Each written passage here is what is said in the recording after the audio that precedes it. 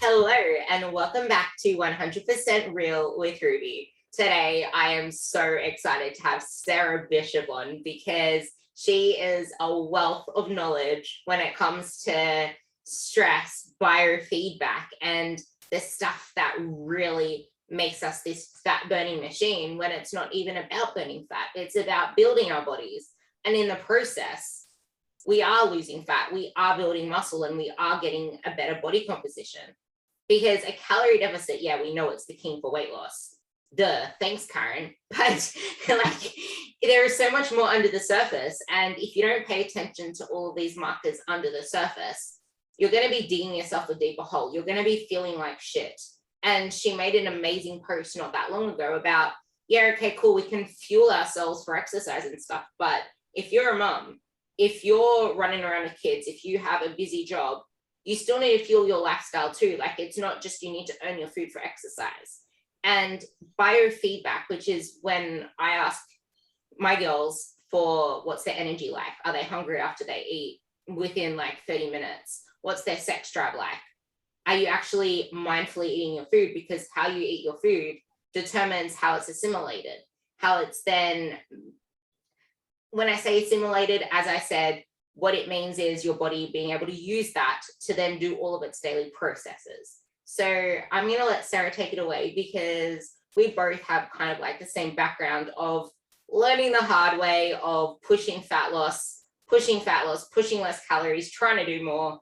And until we took that do more mentality, we didn't see the results until we got to the other side. So I'm going to let her kind of bring out your key learning points from all of that and how much better you have seen your progress ever since you got away from that, and why these biofeedback markers and stress is so important, and how stress isn't just, oh, my husband stressed me out today. But no, it's your diet. It's what you eat, not just how much you eat. Like, what you eat is so freaking important, and all of those other factors. Yeah, totally. I mean, these are all topics that I'm like super passionate about because like we were talking about a little bit off air, like I also have a background of anorexia, eating disorder. And that started when I was 13, 14 years old. And I struggled on and off for until I was like 21, like 20, 21. So quite some time. And, in that, like all the over exercising, under eating, super low weight, for most of my adult life, actually. Honestly, it was not until I'm 25 now. I just turned 25 this year. And it was not until this past year that I broke over 115, pounds. So I don't know kilograms, but, I've always been like, I held myself back for so long, I think, because I was scared to, gain the weight, eat more. And for me, so kind of backtracking a bit, learning more about fitness and learning more about not just like what we do in the weight room, but like how to actually fuel that and what it takes to build muscle. That was a lot of my recovery kind of journey. So like when I was like 20, 21, that's when I started to really, truly choose recovery for myself. And a big help in that was, learning to fuel my body, appropriately, and all the carbs, and, kind of seeing, I mean, essentially like that there was, a lot of damage done to my body, or there would be even more damage if I continued doing what I was doing. I was able to reverse my osteopenia that I developed as a consequence of anorexia. And I credit a big part of that to weightlifting and training and eating enough. And I did compete in 2019 for the first time in bikini, the NPC bikini division. And prior to that, I had spent about a year and a half in like really focusing on building muscle. But I was still just too tiny because I just didn't have enough time, eating enough. I really only spent like a year, barely, I would say barely a year, eating enough to build and then training like I was trying to build muscle. So after my show in 2019, I was like, wow, I have I got really, really shredded, really tiny. And I was like, I have a lot of growing to do. So since 2019, so about two years and a couple months now, I've really been, pushing myself to build muscle and grow and fix some digestion issues and hormonal issues that kind of developed along the way from that under eating. And just, yeah, stressors that I placed on my body. And, stressors, like, it's not that all stress, not that stress is bad inherently. Like, a lot of good things in my life came from being highly stressed, like grad school and competing and, starting my own business, things like that. But when we have these compounded stressors, like, those life stressors and putting ourselves in diets, overtraining, all those things, like, that has an effect on the body. Yeah, that, like, you need to work with your physiology. Like, stress is always going to be there. You need to learn how to become more resilient to it. And it's like a game of push and pull. You need to know when to push harder and you need to know when to pull back. And if all you focus on is, I need to cut food, I need to get my scale down, if you freak out as soon as the scale goes up, you're never actually going to be able to tune into, okay, how can I actually build my body, fuel my body to perform? And some people don't realize how important it is to actually have a structured training program, because the more you build muscle, the easier it is for you to have that metabolic machinery. Like, I made the same mistakes. Like, when I competed, that was only after a good year and a half as well of building muscle. And it's like, yeah, I have all this muscle mass. Next minute, cut all the fat off. There's no muscle. Where is it?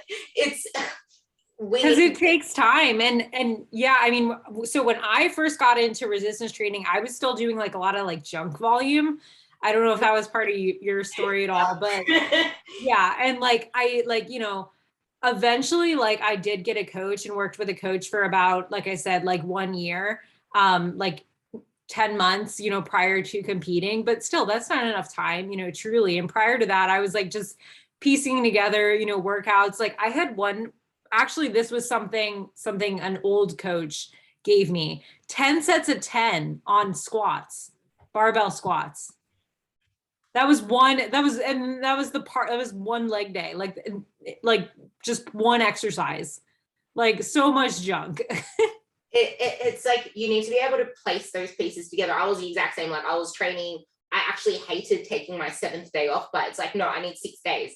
And then I would do extra sets, I do extra reps, I try to add in finishes. And then and then my coach came to me, mate, stimulate, don't annihilate. It took me a year to finally learn that lesson. And it's like, your body, you can feel like, we attach ourselves so much to this feeling of, I'm feeling sore, I'm feeling good, I'm feeling exhausted.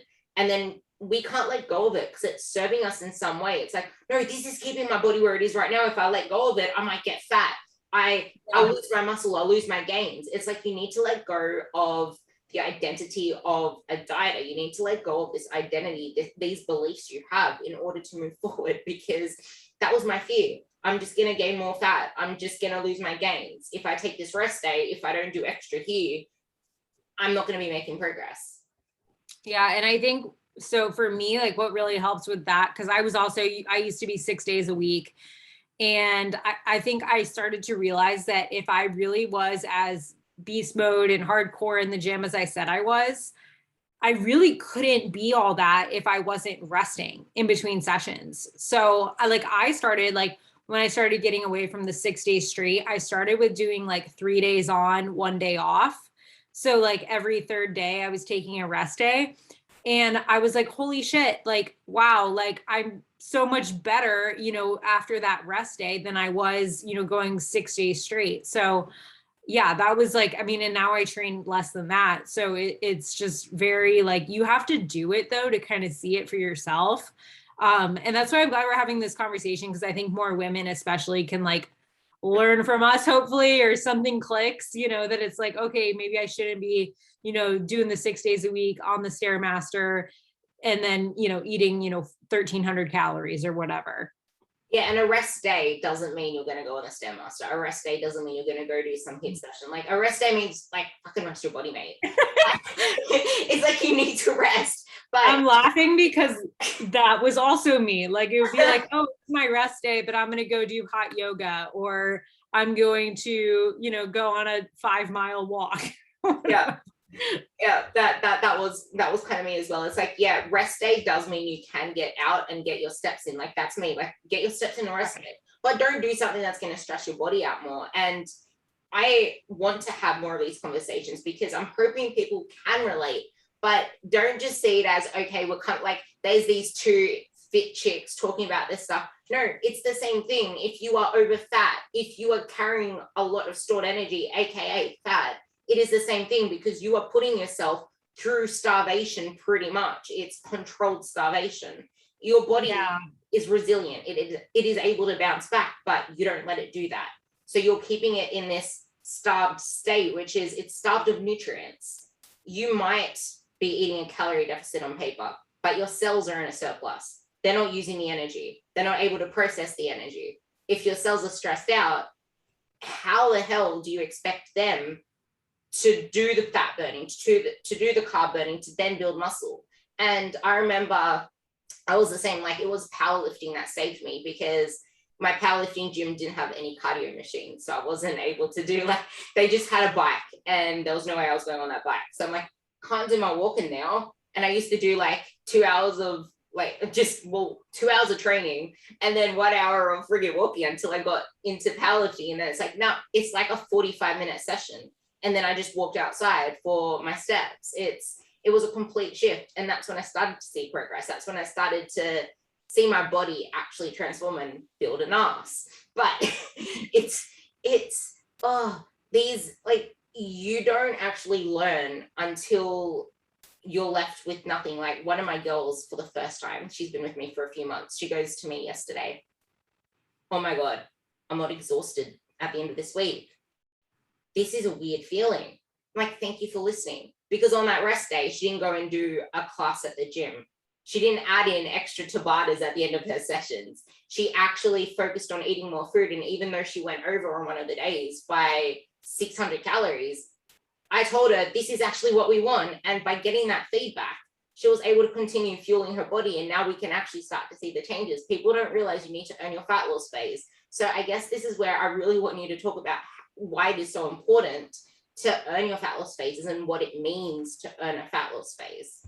Yeah, that's something I talk about a lot too, is you have to do these prerequisites to have a successful fat loss phase, because, I think a lot of people come to me and they think they're ready to diet. And it's like, listen, like, we could diet right now, but it's probably going to be a struggle and you're not going to get the results that you want.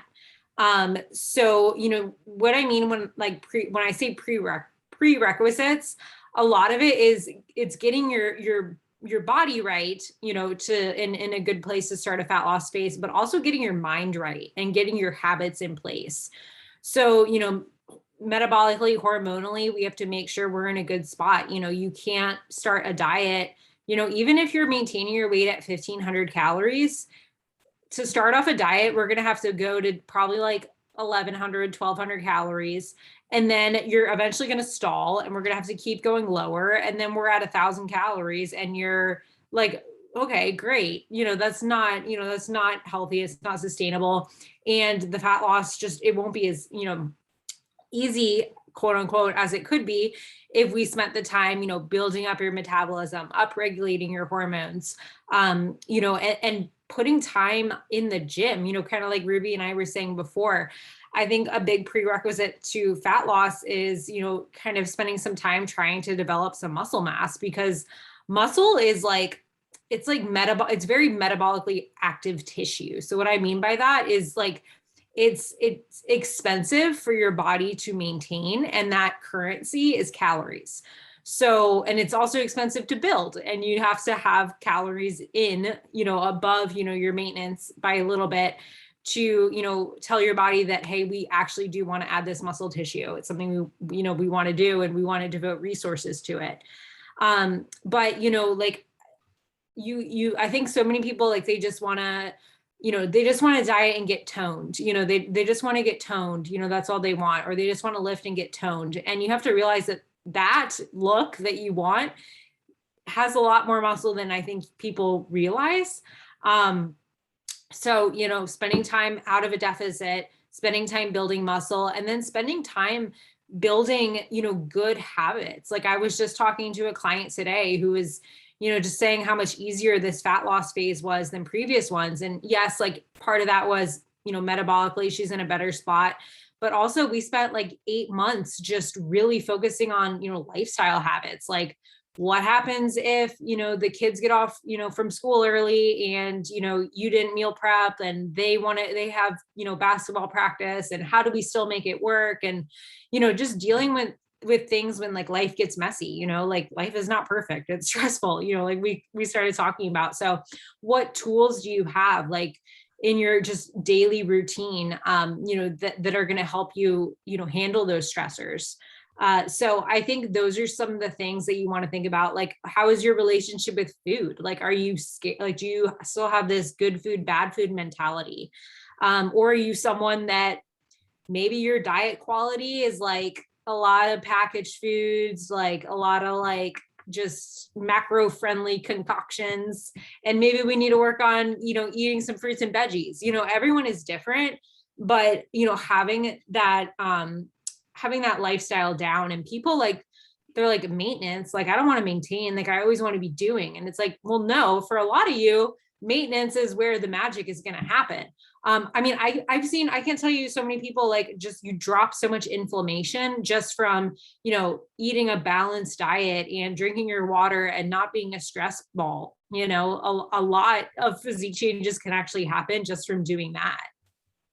That's the most important about, like, dropping inflammation is probably one of the keys to success. And it sounds woo-woo, but inflammation is what's stopping your body from doing its daily processes. Because if you're inflamed, your body isn't, like, that's why you have food intolerances. That's why your gut is in a bad state. Like if you're not doing 2 to 3 solid shits a day, and I don't mean diarrhea, and I don't mean like plop, plop out. Like a bunny poop. Yeah. It's like poop is something not a lot of people talk about. Menstrual cycles are not things that a lot of people talk about, but they're all important things and paying attention to when it comes to your body. Like, okay, given the fact that maybe you might have some menstrual disorder like PCOS or something like that, which makes it a little bit harder to track, but it's knowing what is not right for your body. And you mentioned fruit, veg, food quality. It's like, yes, how much you eat is important, but for a lot of people, focusing on what you eat is probably the first best step, because it's going to focus on eating more veg, eating more fruit, which is lower calories in general, but then you're getting in your B vitamins, which you need to burn fat, and all the other vitamins that are actually essential for the fat burning process, which a lot of people just think it's calories in, calories out, but there is so much more to it. And you spoke about it, like we have the same personality types. Messy action. If you're not willing to take messy action and be like, I can't be perfect right now, but I'll just take the next best step. But if you're always stressing out over, nah, I can't do it right now, I'll wait for the perfect time, that's a stress in itself. Mm-hmm. Yeah, that anxiety of putting something off, for sure. I mean, yeah. And I think, just like your quality of life, like let's, that, like you said, I had that post about like, living a full life takes a lot of calories to fuel. And I think people are afraid of that. Or people are afraid to eat more. And I don't think they realize like how many benefits come from that, including having more mental space to think about things beyond what I'm going to eat for my next meal kind of thing. Yeah, that was actually one big thing I realized as well when I went from the whole bodybuilding to powerlifting journey. It's my whole life was pretty much centered around, I need to make my body look a certain way. But as soon as I entered powerlifting, all of a sudden I have these extra 2.5 hours a day. What am I going to do? That was when my business really started to grow.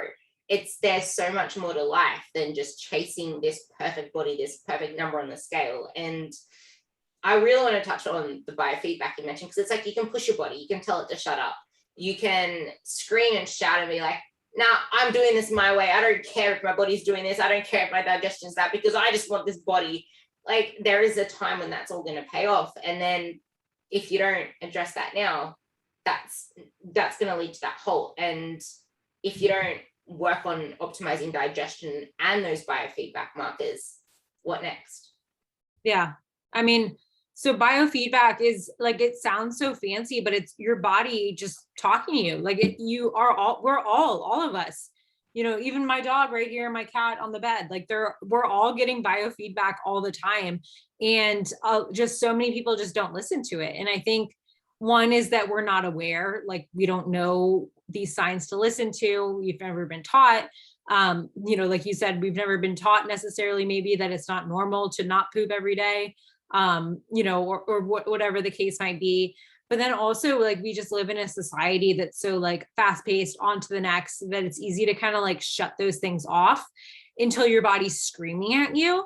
And, then it's not so easy to, turn it off.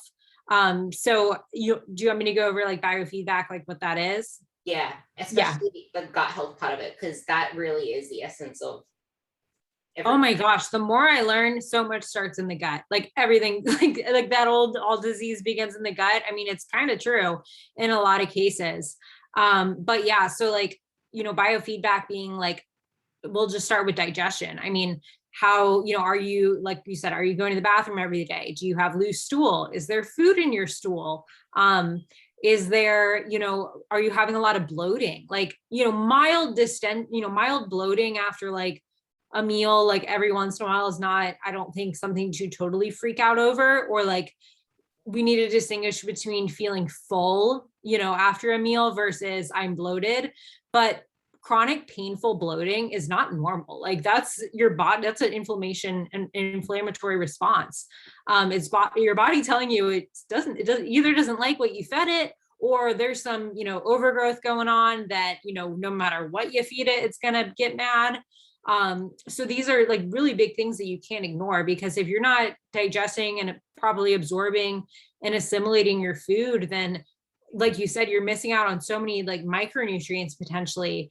And then, also just, it is definitely a stressor on your body to, be going through all that. So digestion is a really big one. I mean, that could be an entire podcast, but so digestion, females, your menstrual cycle, like, and that this is another thing too, like so many women don't even track their cycles. And, you don't have to be, there's varying degrees of tracking your cycle, but, at least, kind of understanding how the menstrual cycle works, that there's different phases, and knowing, kind of a rough idea of like, how long your menstrual cycle is, and, your follicular phase, and, learning to identify when you ovulated, things like that. How long is my luteal phase? Because that length of time can, tell us a lot about your body too. And if you don't know what I'm talking about, like these are maybe things for you to kind of start, looking into, or, with coaching for me, like a lot of what I do is kind of teaching my clients to identify biofeedback on their own and identify changes. So energy levels is another one, stress levels or perceived stress. Like how are you able to, like, how well are you able to cope, kind of thing. Progress in the gym, like are you slowly, progressing each week, or are you regressing in any way? Are you struggling to get a pump, in the gym? Mental clarity, there's so many things that your body is always telling you. Libido, you mentioned that, like that's one that no one wants to talk about, but I mean, let's all like diet and get shredded, and then let's have no libido to even show it off, like it's like there's so many like things that are just natural for your body to do, and feel. And, by suppressing, calories or overtraining, or just not being in a good place, health wise, all those things are going to be affected. So, we're getting, clues all the time from like, of what's going on in our body. Like, are you always cold? Is your hair falling out? Like all these things that I think sometimes too, especially as women, like we just accept that, oh, I'm going to have terrible PMS, and, oh, all my friends have, constipation, so it's no big deal. But just because it's common doesn't mean it's normal, or, has to be your normal, I think I like to say. Yeah, we expect things to happen and then it makes them happen. And something I do mention a lot is the power of placebo. Like if you think something's going to happen, it is going to happen. And if you think that I had this girl that was scared to go into a fat loss phase, And I'm like, okay, cool, we won't then, because it took me a while to bring her calories up. And then all of a sudden she's like, I'm ready to do it, Ruby. She's like, why am I fuller than usual? I thought I was going to be starving. I'm like, mate, I do fat loss the right way. It's like, you need to focus on what you can add more of. And people just expect that it's going to be this treacherous thing. But she was willing to put in 6 months to building her calories up. So even with less calories, I was able to give her a whole lot more whole foods. And it's this that is why it is so important to earn your fat loss phases, because if you don't put that time into building yourself, and people do not realize how important it is to actually train hard in the gym. They don't know what training hard's like. I remember you spoke about someone that was squatting like, I think it was 60 kilos, but then you were up to like 80, and she's like, that felt good. It's like, you can do so much more than you realize. Like, you need, like, put yourself under a safe load until you can actually do something like a barbell squat or a deadlift, but do push yourself. Do reps to failure on the leg press. Don't just stop it short when you still have like 10 left to go, because you're not going to die on a leg press if you have the stoppers in place. But back to the whole biofeedback is the importance of being in the sympathetic state and the parasympathetic state, which you know that I talk about being in the stressed or the rest and digest. And if you're not allowing your body to rest and digest, how are you meant to recover? How are you meant to adapt? If you're training in the gym, you're releasing inflammatory, let's just call them inflammatory cells in your body. And then you're stressed out from work, more inflammatory cells. You're not eating a wholesome diet, more inflammation, because you're not able to have the antioxidants and the anti-inflammation foods to get rid of it. It's like there is this whole cascade of events that happens when you do not focus on the health first approach, on priming your body, because a healthy body is one that responds. And I used to push myself through fat loss phases. And granted, I did a whole aerobic block of actually pushing my aerobic health, of doing 30-minute massive sessions for aerobic health, for doing 45 sessions, for doing even longer sometimes. Like, I built up my aerobic base as well, but not until I built up my muscle machinery. But that then allowed me to lose, like, I was able to actually lose a kilo a week, but I only did that for 4 weeks. And then I bumped my calories back up because it started to taper off. Like, it was a kilo, then half a kilo. Obviously, that wasn't all weight. Like wasn't all fat, because I did drop my calories and my carbs quite a bit. So that probably was the first week. But the thing is, it wasn't something that was so slow, and it had a purpose. It was, I'm cutting weight to do this event, and then I'm bringing my weight back up again. And now I'm sitting at a easy weight that's easy to maintain for me, because I've built up these habits.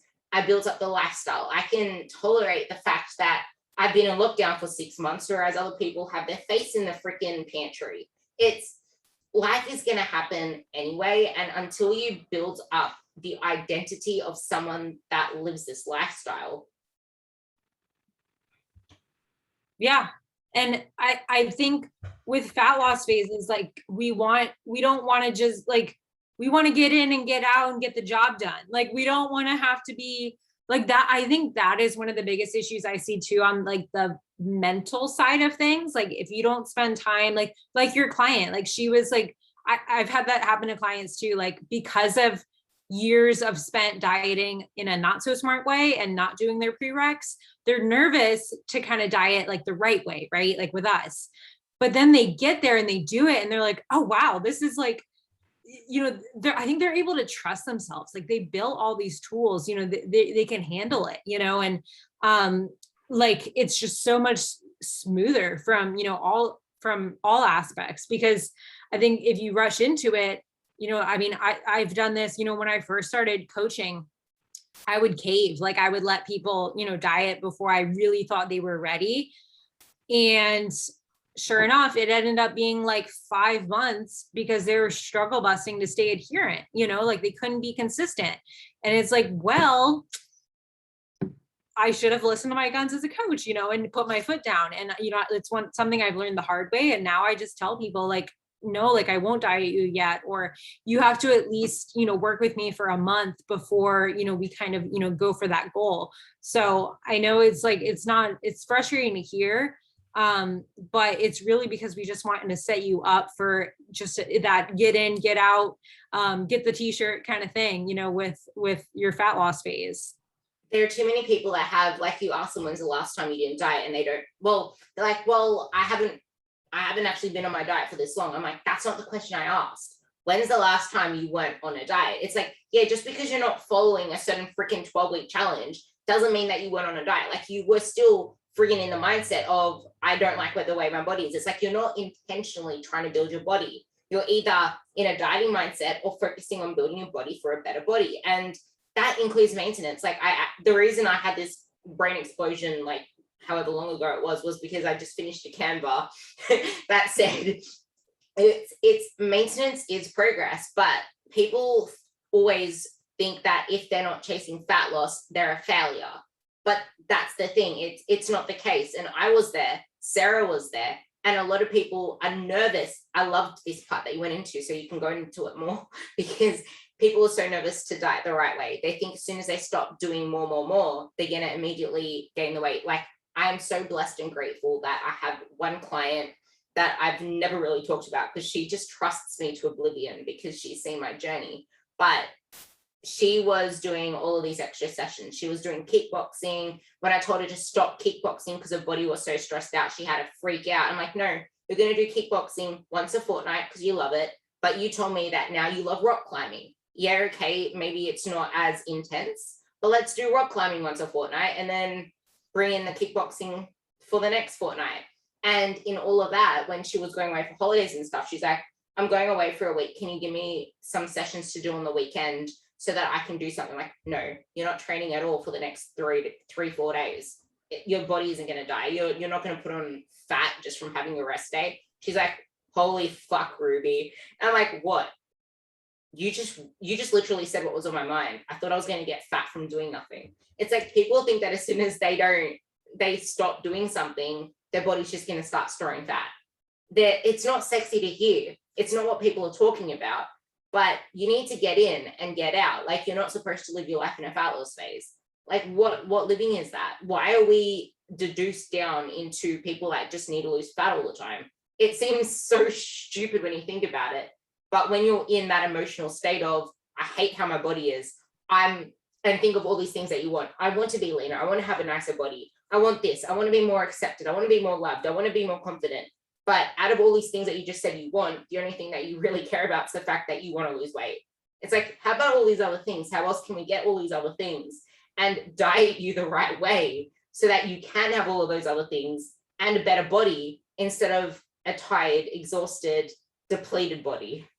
Yeah. And I mean, I can tell you because I've gone through it. Like, I mean, I haven't dieted or been in a deficit for 2 years, almost 2.5 years now. And like, I thought, I didn't think I would be able to, I don't think the weight I'm at right now, I literally told my husband, I'll be fat. I was like, I'll be fat when I get to this weight. And I weigh actually 2 pounds more than that weight right now. So it's like, and I'm like, I know I'm not fat. I know I'm far from fat. Like, so many people compliment me and say how much muscle I've built and all this stuff. But, you know, I was so scared for so long to let myself do that. And yes, I still struggle with body image, but I also don't. And I think it's because my life is busy and full and I focus on other things. Like, you know, I have more good body image days or like days where I just don't think about my body than not, you know? And I think that's, especially as women, that's such a big win that you can just focus on like being a badass in the gym and, you know, fueling your body and being a business owner, you know, whatever the case might be, being a mom, being a girlfriend, wife, all the things, and not be like, oh, what does the scale say this morning? You know? And I think for me, like a lot of it was like almost when I first like kind of was getting out of that mentality of like smaller is better or do more things, it was to see my body. I'm very nerdy. So it was to see my body as like a science experiment, right? I was like, okay, I'm going to run this experiment. And, you know, if I don't like the results, I know I was really good about doing what I was doing. Like, I can always go back to doing that. And I told myself that, like, I'm going to, push myself to really gain weight, da, da, da. I know how to diet. And I haven't gone back because I like this, and I'm seeing those results, and my body is like, healing, I mean, this year has been a lot of just health, focus for me. And, healing, just years of like, dieting, years of being on birth control, all those kind of things, healing my gut. And like, my body's responding, as far as my physique goes, by putting on more muscle tissue, because like you said, I mean, a healthy body is a responsive body. And, so I think seeing my body as a science experiment was really helpful. And that's what I kind of try to encourage clients to do if they're nervous. I'm like, just hang in there with me. Like, like I won't steer you wrong. And if we have to go to a phase where you're uncomfortable, or, a lot of times in health and healing, things get a little worse before they get better. I'm like, if I take you to that place, like that dark place, I promise you, I'm going to get you out of it. But it's, putting in the time, just closing your eyes, like not looking at the scale, skipping the scale. I have clients that don't even weigh themselves. Like, you don't necessarily need to weigh yourself to still make progress in whatever phase you're in. That's actually something I was meant to touch on before. I ban the scale with all of my clients. I think there's only 3 clients that have been with me for over 3. Actually, one of them's been with me for 4 years, but they've been with me for over 3 years, and they don't like, they still get impacted by the scale. But as soon as I put them in their place, they're like, "You're right. Thank you for dealing with me, Ruby. Thank you for dealing with my spasms." I'm like, I'm not dealing with anything. You're human. This is normal to freak out about the scale. We're taught to freak out about the scale. We need to normalize that Literally. stuff. Just don't let it affect you so much. Like, I could easily step on the scale and be like, fuck, it's up. Wait, who cares? Walk away. It's like, as soon as you focus your whole life on that number, you're letting that dictate you. And I actually love that so much. I'm like, be a badass, not a skinny ass. You want to build a lean, strong machine, because actually, I should have mentioned this before. So we just came out of lockdown. Last week was my first week back in the gym. I'm already eating quite a lot of food, but as soon as I got back from my first session, I was ravenous. I just wanted to eat food, but because I'm so like into my lifestyle, I was fine that day. But then I realized 2 days later, I'm like, no, I need to actually increase my food. Like actually focusing on building muscle, ripping apart your muscle, needing to heal that muscle. It is an expensive process, like Sarah said before, and you need to focus on training the right way. Like don't just go and pick the easiest thing you can do, or don't just go chasing burning calories. Like, focusing on building the baddest ass of body that you can is part of the process. And you mentioned it quite easily. Like, we can get so attached to wanting to drop ourselves back into this fat loss phase. And it's the hardest thing for us as coaches to tell our clients, no, you're not ready for this fat loss phase yet, because we want to make you guys happy. But why put you in a fat loss phase if it's going to be harder? Why put you in a fat loss phase if you're not even consistent on what you're doing yet? It's like when someone says, I had a guy come to me and say, Ruby, can we cut my calories? Me, why? Because I need to get rid of this fat. I'm like, can you actually stay consistent on your diet? Because I knew he wasn't. He's like, I have been. I'm like, yeah, you told me that at the start of this week, which was 3 days ago, that you got back on your diet again. You've been consistent for 3 days. And then I'm like, no, we're not cutting your calories. Next day, he goes, Ruby, I had sushi last night. I'm going to go again tonight. Help me. I'm like, you just said you've been consistent on your diet. You just had a 400 calorie sushi roll that has no protein. Tell me how that's consistent. It's like, you need to be aware of your habits. Like, don't want to cut calories if you're not yet consistent on what you have. And in 2019, I think it was when I stopped chasing the weight, because we got into COVID and I wasn't going to compete anymore. I didn't need to make a weight class. And it's funny because as soon as I got told that we have COVID, I lost a whole kilo. And I was chasing this weight loss for ages. And then 2 days later, I lost a kilo and I wasn't even restricting anymore. It's the fact that I wasn't stressed out about making a weight.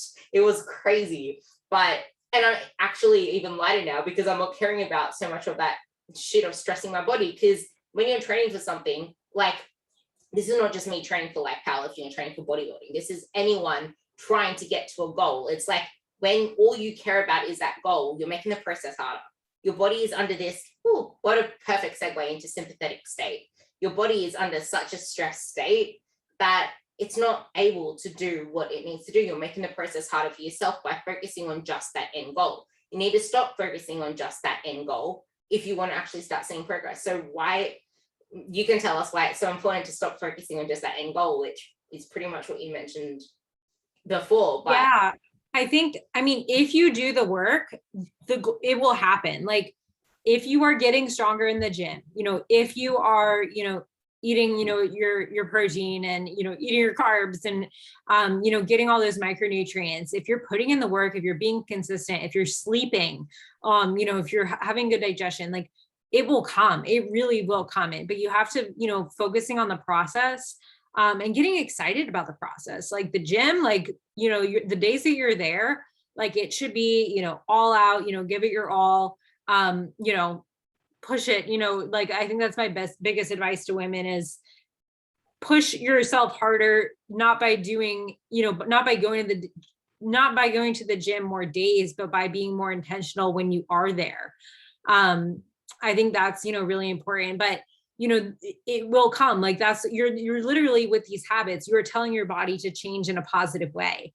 But I know it's hard. And I mean, I think that stress thing, like, your gym time should be like, that should be sympathetic state, right? That's your fight or flight. That's, you running from tigers and, that's the time to like have that higher adrenaline. But then afterward, like we need to spend more time in that parasympathetic state, in that rest and digest state for our body to repair and respond and digest our food properly. I think we're just so go and forgetting to breathe. Like, oh my gosh. Like, I mean, that was like a big thing for me this year, was like realizing how when I get anxious or, I'm just always on to the next, I hold my breath. And like, if I'm not breathing, how can I expect my body to do all these other amazing things, if I'm not like breathing? It's going to be a whole podcast on its own.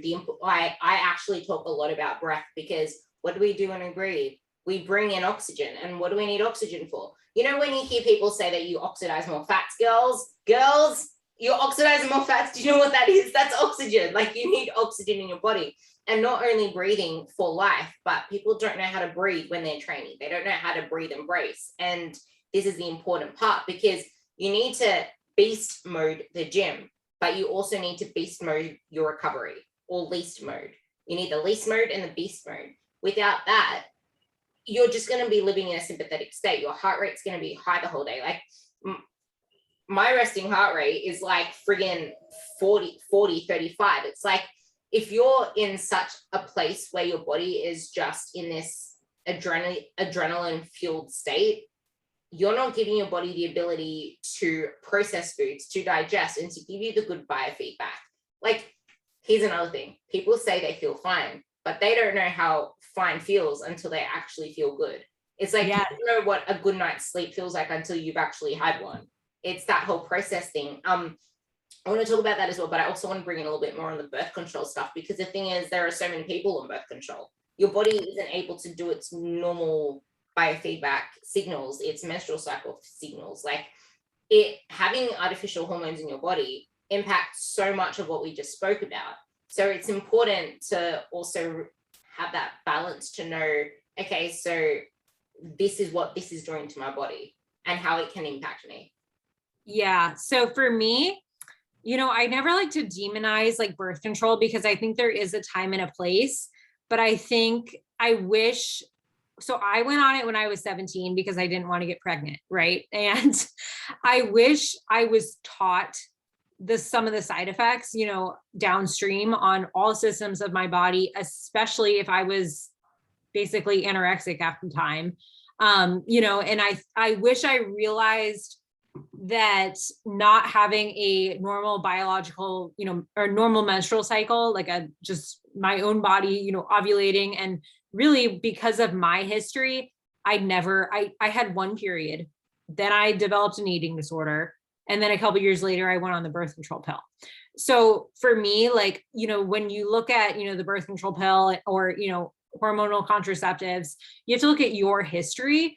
But I think it's best if you're going to be on it, don't be on it, you know, longer than like 3 years, you know, something like that, 3 to 5 years. Like there's other options.